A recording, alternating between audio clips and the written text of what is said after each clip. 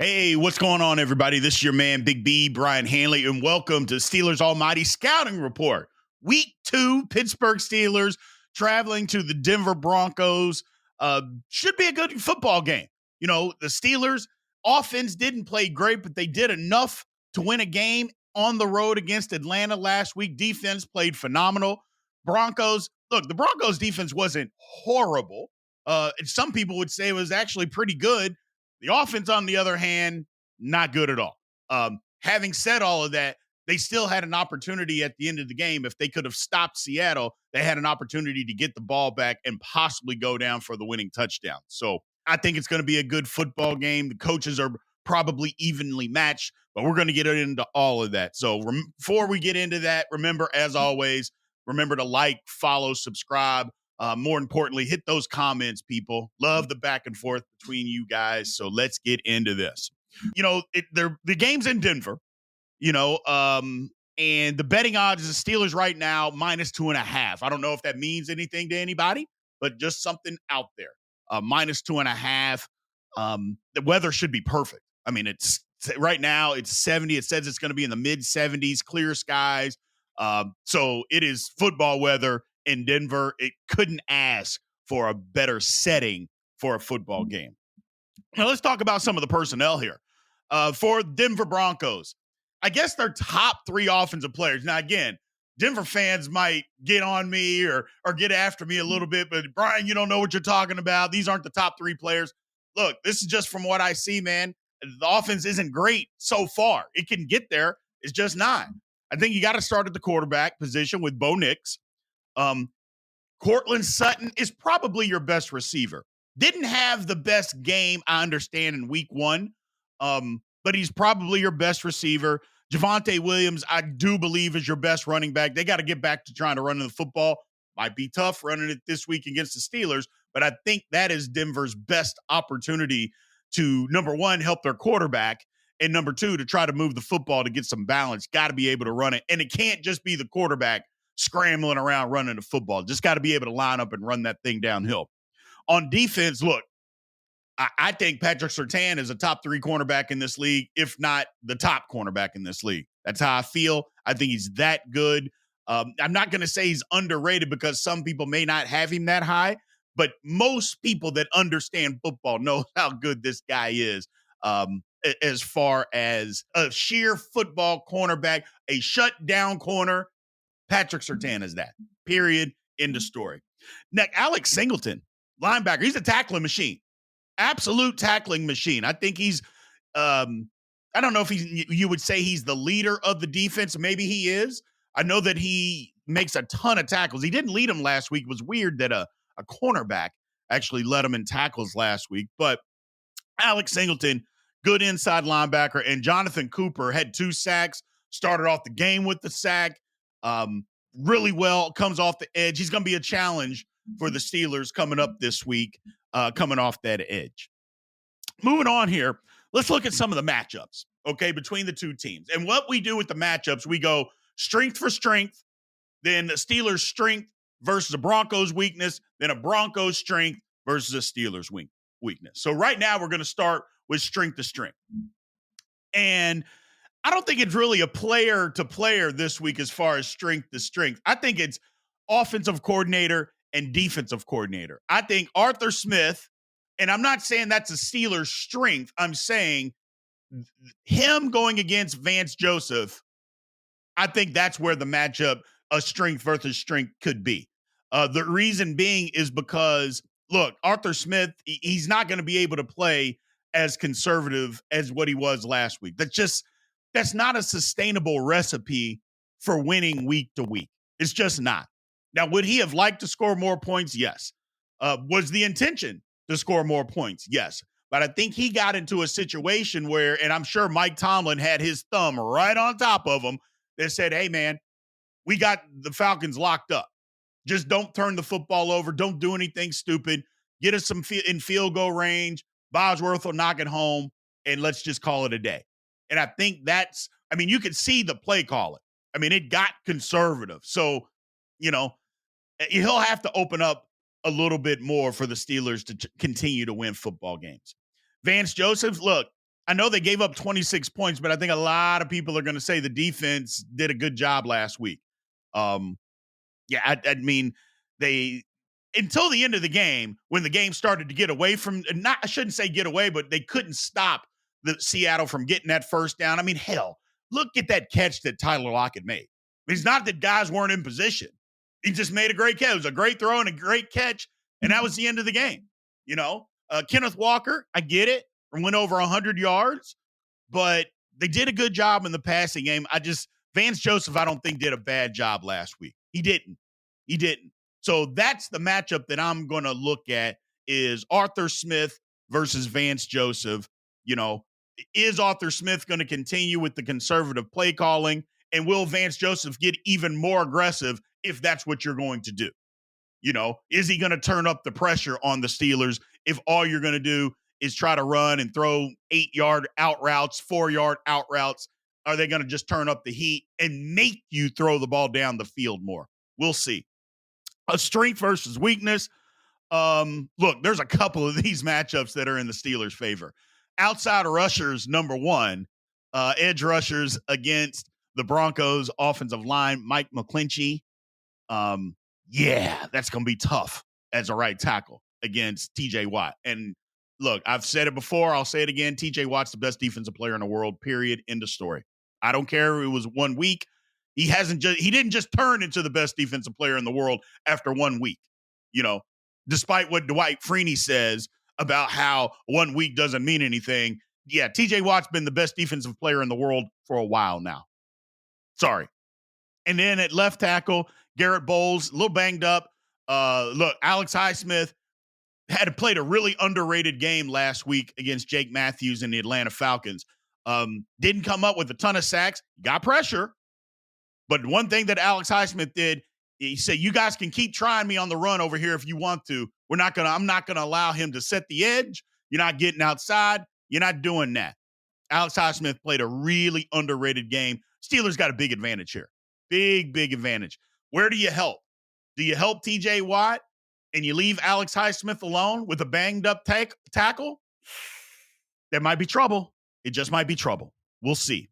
Another one is the Steelers secondary against, what is Denver doing at the wide receiver position? You have Marvin Mims. What did he play? Like 10 snaps last week? He's your fastest guy. You don't put him out there. Troy Franklin, 4th round draft pick, healthy scratch. I'm like, I don't even know what you're doing. I mean, what are you trying to get accomplished? I would think both of those guys should have been out there. You had a guy, what is his name? Lil Jordan Humphrey, that he was out there over your 4th round draft pick. That's not hurt. That's a problem. I don't know what's going on there. But I don't know. Josh Reynolds, Devon Vale, I apologize. Yeah, I'm just not sure exactly what's going on. But the Steelers, Joey Porter Jr., Dante Jackson, Mika Fitzpatrick, Deshaun Elliott. I mean, yeah, it's a problem. That Steelers got a huge advantage in both of those categories. Edge rushers against the Broncos tackles and the Steelers secondary against whatever Denver's throwing out there at wide receiver, man. Like I said, week 1 to week 2 could look totally different. So I'm not trying to just say that the wide receivers for the Broncos are bad, but compared to what the Steelers have, they have. So hopefully that's a matchup we can exploit. As far as weakness, look, it's the exact opposite. Look at what the Steelers have on as a wide receivers, man. You take out George Pickens, and Steeler fans have been after me for this. But you know me, and you know what we do here at Steelers Almighty. We just tell the truth. If you take our wide receiver room and you eliminate George Pickens from that, what does it look like? And what would you be saying about it if that wide receiver room was in Cleveland or in Cincinnati or in Baltimore? That's all I'm saying. And look, the secondary for the Broncos, I just told you, Patrick Surtain, they got a guy that's a top 3, if not the top, shutdown corner in the National Football League. Seeing him going against George Pickens, I'm going to love to see it. George Pickens is going to have to step his game up. Not that he didn't do that last week against A.J. Terrell. He did, but he's got to take it to another notch against Patrick Surtain. There's just no question about it. I also mentioned that Moss led the team in tackles for the Broncos last week. He had 12 tackles, a tackle for loss. It's not often that your cornerback is leading your team in tackles. You could say, well, they threw it all over him. Well, that's not the case. I mean, would they have 176 yards passing? That's not what happened. The man was just out there making plays, man. He's just out there making plays. So those are some of the matchups that I see right now between the two teams. The Steelers got a big advantage as far as some matchups. Look, doing the overview of exactly what's going on. So again, the game is in Denver, so that is obviously an advantage for Denver. It's home opener. Denver's got a great fan base, great crowd's going to be there, perfect weather, as I mentioned. Advantage. I think it's advantage big time to Denver in this category. Now, Steeler fans travel, but it's not going to be like in Atlanta, where I would say 35% of Mercedes-Benz Stadium in Atlanta were Steeler fans. Not going to be 35% in Denver. Denver fans aren't doing that. I'm sorry. Now, as far as the coaching is concerned, now I've got this matchup tied, but I don't know. I want to lean towards Mike Tomlin. Now, you can say I'm biased, and I am. I'm a Steelers fan. But I want to lean towards Mike Tomlin just for the simple fact I've seen Mike Tomlin be successful without a Hall of Fame quarterback. And when I say successful, that's relative. He's made the playoffs, okay? He's made the playoffs without a Hall of Fame quarterback. Sean Payton has not done that. And it hasn't even really been good without a Hall of Fame quarterback. Now, I get it. In Denver, he's completely starting over. He didn't want Russell Wilson at all last year. We knew it from the opening press conference. We knew he didn't want him. But that's okay. They're pretty close again. Mike Tomlin, they both have won a Super Bowl. Tomlin's been to another Super Bowl. But I would say they're probably pretty even. And I'll just leave it at even as far as that matchup is concerned. Now, the history is the Broncos. The Broncos lead this series 20-13 and had one tie, but the Steelers have won the last two. So give the history to the Broncos. Now, as far as the roster is concerned, the Steelers have a better roster. Okay?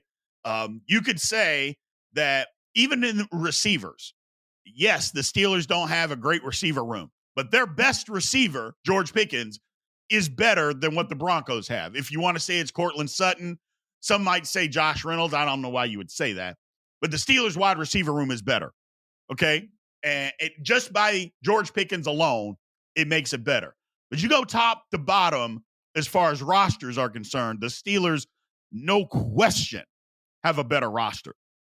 As far as the matchups, we just went over a couple of them. The more matchups favor the Pittsburgh Steelers in this game.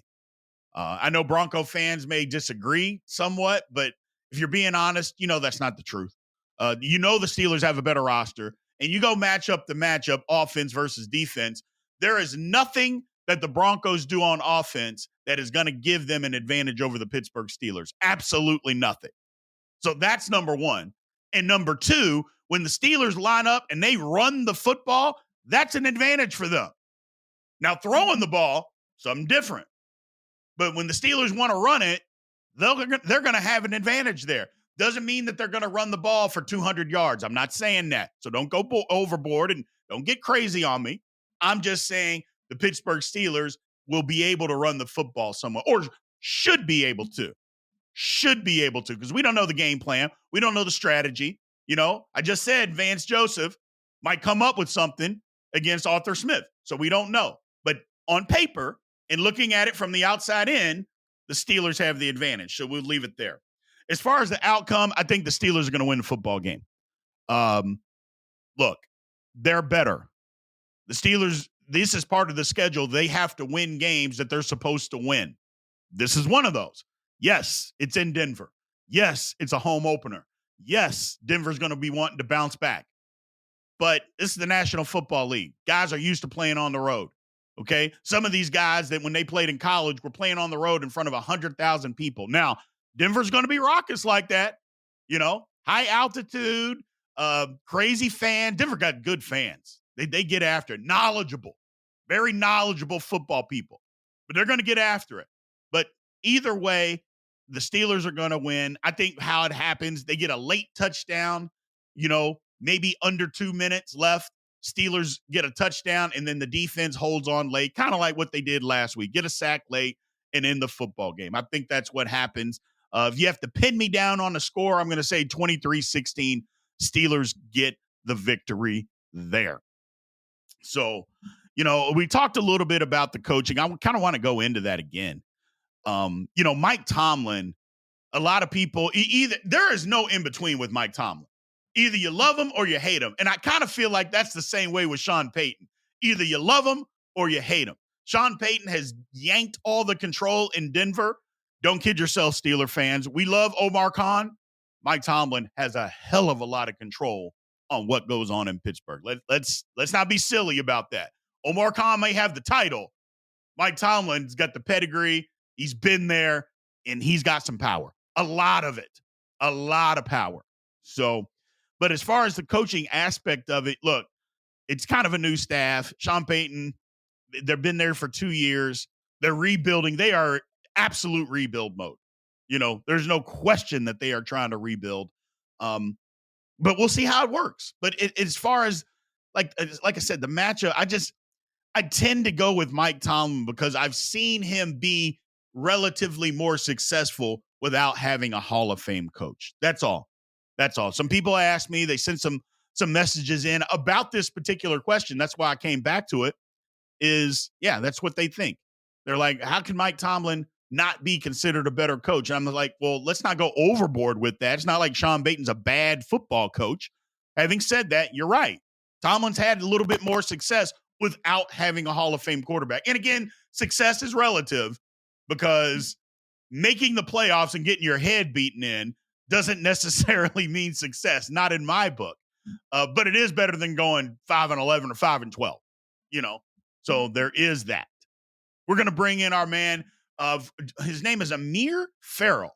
He is on Broncos Avenue on YouTube. Make sure you guys go check him out. We brought him in to talk a little bit about the matchup between the Pittsburgh Steelers and the Denver Broncos. Make sure you go, and if you're a Denver fan, make sure you go subscribe to this man's page. We appreciate it. Here we go. Second half of our Broncos scouting report, we've got our man Amir Farrell. He is from Broncos Avenue. He's here to talk to us today a little bit about the Denver Broncos and what the Steelers can expect and kind of what happened with their game against the Seahawks last week. Amir, how's it going, my man? Doing pretty well. How about yourself? I am doing all right, man. Thank you for asking. So let's just get into this. First things first, what is kind of the temperament of the Denver Broncos right now after week 1? Right now, I think the main concern is the offense. Defense definitely was a meltdown in the second half. Seattle's rushing attack was very strong with Kenneth Walker, and they just the defense was getting gassed out just because the offense was not putting together sustained drives like we saw in the preseason with Bo Nix. It was a whole different ball game. Our rookie head coach, Mike McDonald, his defense came to play for sure. They have a ton of speed. It just got really predictable, and we got to be better at all facets of the offense. Quarterback position, run game was very, very inefficient and lackluster. And then most importantly, the wide receivers just really struggled to create separation. Our best separator was our rookie 7th round pick, who was actually 4th in the league in average yards per separation in week 1. So separation, like I said, and then quarterback play and play calling as well, just got to be much better all across the board. But yeah, right now, the main concern is the offense and getting up the tempo. So sticking with that, are there any quick fixes to the offense? Because Sean Payton, he kind of alluded to, the team's got to play better around Bo Nix. Well, that's good to say, but What are the fixes? I think first off, you got to include Marvin Mims Jr., our second round pick that we actually traded up for. And then rookie 4th round pick Troy Franklin was a healthy scratch. I thought that to be a little bit interesting.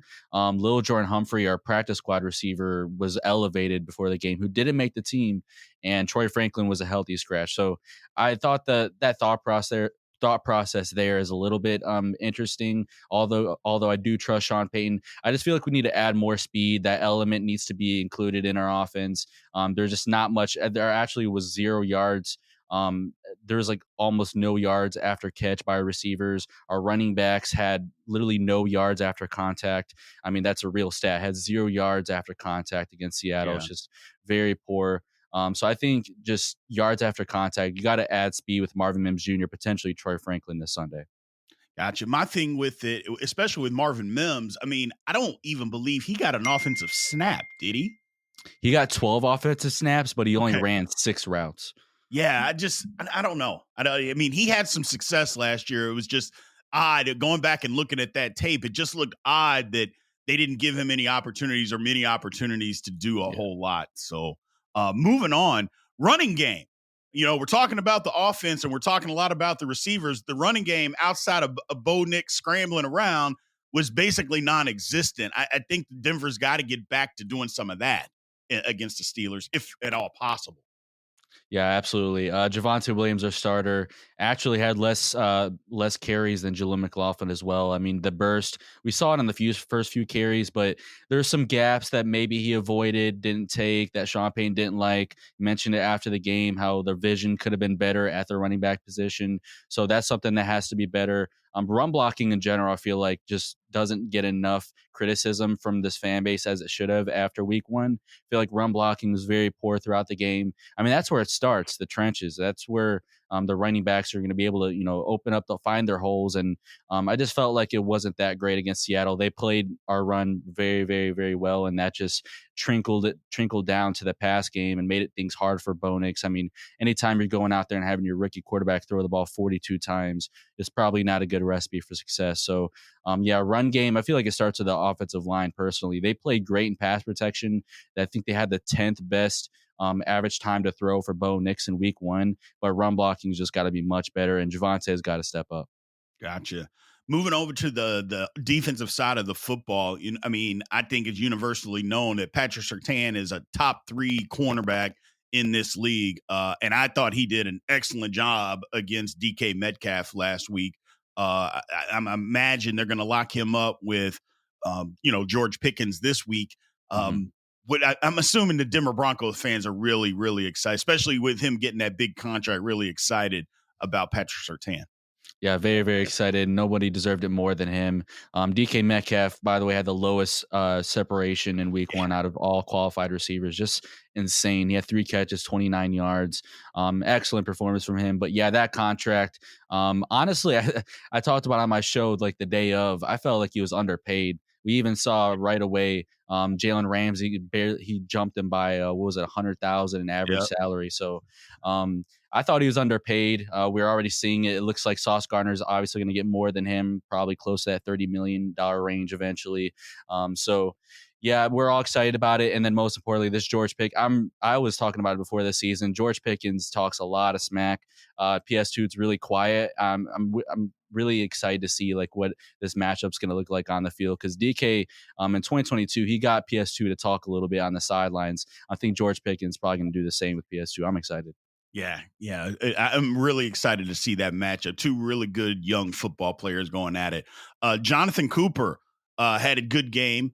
Hmm. He had 2 sacks this past week. I thought overall the Broncos defense was fairly good. It's kind of what you mentioned. They were on the field a lot.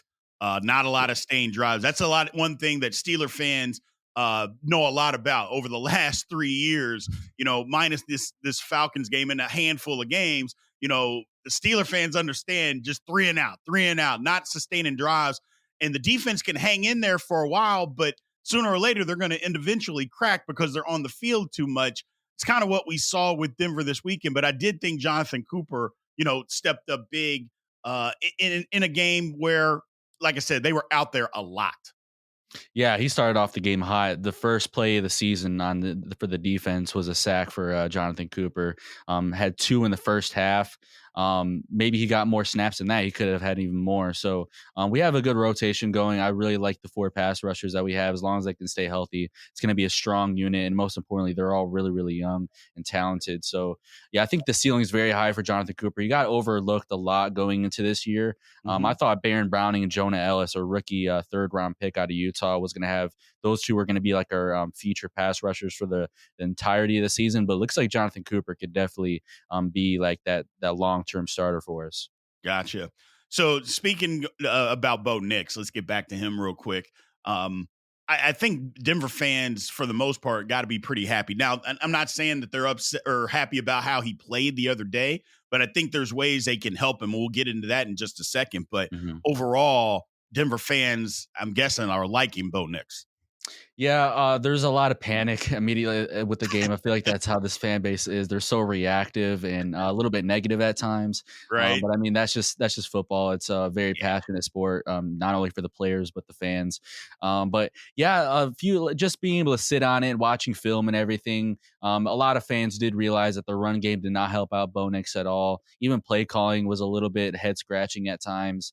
And just the separation, it's like, what can Nix really do with that? I mean, Cortland Sutton had little to no separation. Josh Reynolds had little to no separation, and he was literally our leading receiver. So that tells the full story right there. So Right. yeah, I think there's a lot of people. I definitely saw a lot more fans saying, "Chill out." It's a rookie quarterback in at Lumen Field in front of the 12s in his first NFL start. Like that's as tough as it gets in terms of like an environment. I mean, the crowd definitely showed out like they always do in Seattle. So I'm with them as well. I mean, I didn't. My mind actually did not change a single bit about Bo Nix.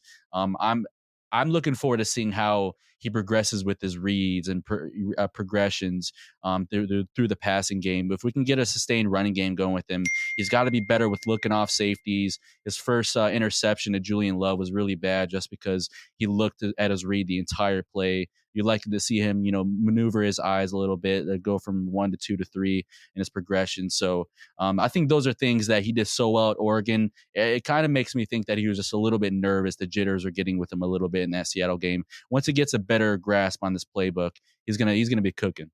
Gotcha. So you mentioned Cortland Sutton. He was one of the names that Steeler fans had heard a lot about in the offseason because, look, the Yeah, Steelers need a wide receiver too. It played out in the game against Atlanta, even though we won the football game.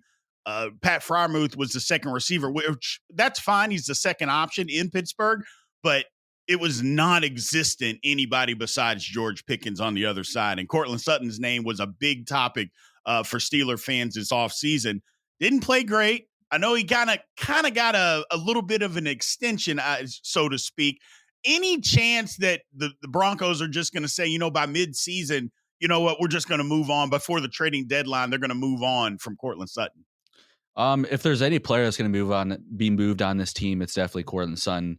For any Steelers fans that do want Cortland Sutton, I would definitely say if you probably should be rooting for the Broncos to lose as many games as possible, because if they do, he's definitely one of those moving pieces.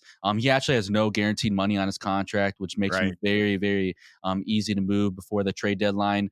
We just had Broncos beat writer for the Denver Post, Ryan McFadden, on our show yesterday, and he said that Cortland Sutton's a name to keep an eye on if the Broncos do continue to struggle. They're kind of like in a rebuild mode. They're one of the youngest teams in football right now. So moving on from a near 30-year-old Cortland Sutton does make sense. You could look to the draft next year with the draft pick that the Steelers do send us, or whatever Right. team it is, and draft a new receiver. You have Troy Franklin developing, Marvin Mims developing, and Devon Bailey has been a pleasant surprise. So I definitely think it's realistic, and I think Cortland Sutton's not on this team for no more than like 1 to 2 more years. That's just kind of the feeling that I'm getting.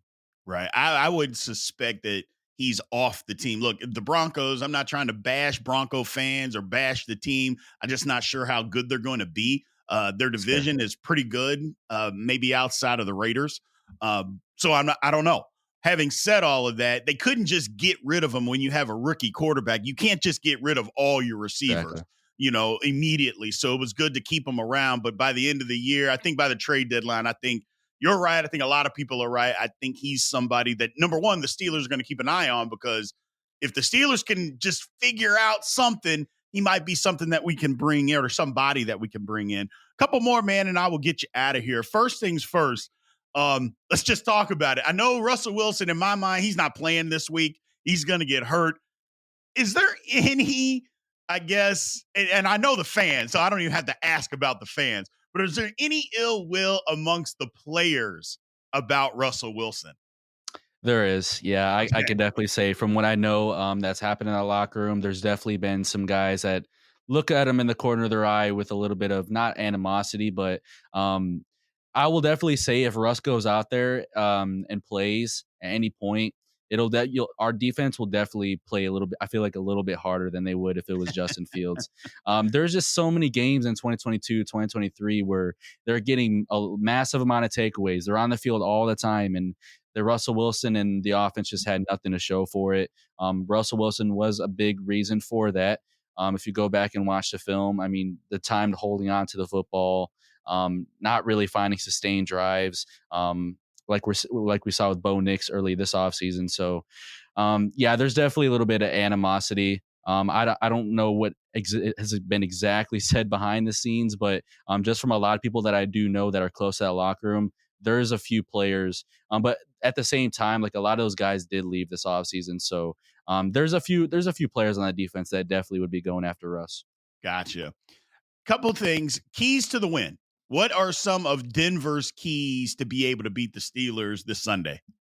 I think number one, most importantly, is containing TJ Watt as much as you can. I mean, that in itself sounds impossible, but you got to double him as much as you can. He's someone who I think could single-handedly win Pittsburgh the game this Sunday. I mean, you just saw the dominant performance that he had. He really does it all for you guys, the best defensive player in football. So he's got to be a main focus for that offensive line. I'm sure Sean Payton and offensive line coach Zach Strief are already game planning for that as of today. So I think, yeah, him. You got to find the weak points in that secondary as well. Just because our offense was they were so predictable against Seattle. I feel like there's got to be they have to have a game plan going against Pittsburgh's secondary heading into this one. I think the run game, you can't rely on it too much, but they definitely got to run the football a little bit more than they did against Seattle. Granted, we were playing from behind, so we had to throw the football, but I would say those are like my biggest focusing points going into this one. I'm not too worried about George Pickens. I'm not going to lie, just because Patrick Surtain, I think he's always going to be ready to go. But I do think he's a really talented receiver. Gotcha. So I'll put you on the spot, Amir. Who wins on Sunday? I got Broncos. Gotcha. I think it's gonna be a close game though. I think it's gonna be a real defensive showing. I'll probably say like 16-14. Gotcha. Well, man, I appreciate you giving us your time today. Steelers Almighty, we thank you a lot for joining up. Tell everybody out there where we can find everything that you're doing, my man, Amir. I appreciate it. I'm writing articles over on Predominantly Orange. You can just look up Amir Farrell. Should be getting more articles over there out soon this upcoming week or this week. And then on Twitter at Broncos Ave, Broncos AVE, Instagram, Broncos Avenue, definitely most active over there. And then posting a little bit more on TikTok at Broncos Avenue. But I appreciate you having me on. This is a blast talking with you. Keep doing great things over here. I appreciate it, man. Thank you. And good luck on Sunday. All right, that was our man, Amir Farrell. Again, people, remember to go and subscribe to his page, Broncos Avenue, on YouTube or anywhere that you find it on social media. We appreciate him giving the time today to come and speak to us. Look, this is going to be a tough matchup for the Pittsburgh Steelers to win. It isn't so much that the Denver Broncos have this outstanding roster. I told you that they didn't, and they don't. But it's the National Football League, man. In any given Sunday, yes, that cliche. And Broncos, again, they thought that they had a good chance to win last week, and they did, but they came up short. Now they're going home opener, looking to get back on the right side of things. Look, NFL players have a lot of pride, and nobody wants to go 0-2. They just don't want to do that because then things can start to slide quickly. Fans can get on them. The media gets on them. Maybe some doubt starts to creep in. So Denver is going to be putting their best foot forward. It's the Pittsburgh Steelers' job to replace that foot, is to keep that foot from moving forward. That's the Steelers' job. And I think, number one, we talked about the coaching. I think they got the players. And they got the scheme. They got the right attitude to do all of that and go get a win. And don't get twisted. Even if Denver ends up with a bad record this year, this would be a good road win for the Pittsburgh Steelers. Any win in the National Football League is a good win. But any road win is an even better win. So the Steelers, but they still got to handle business. They got to go down here, play hard for 4 quarters. It'll be a 4-quarter game. They got to go play hard for 4 quarters. Don't put the ball in harm's way. Get off the field on 3rd down. They do all those things. They will be victorious. Remember to like, follow, subscribe. use those comments or hit those comments, people. We appreciate that. Make sure you also hit the notification bell so you know when all Steelers Almighty content comes out. We appreciate you guys. Love you. Aloha.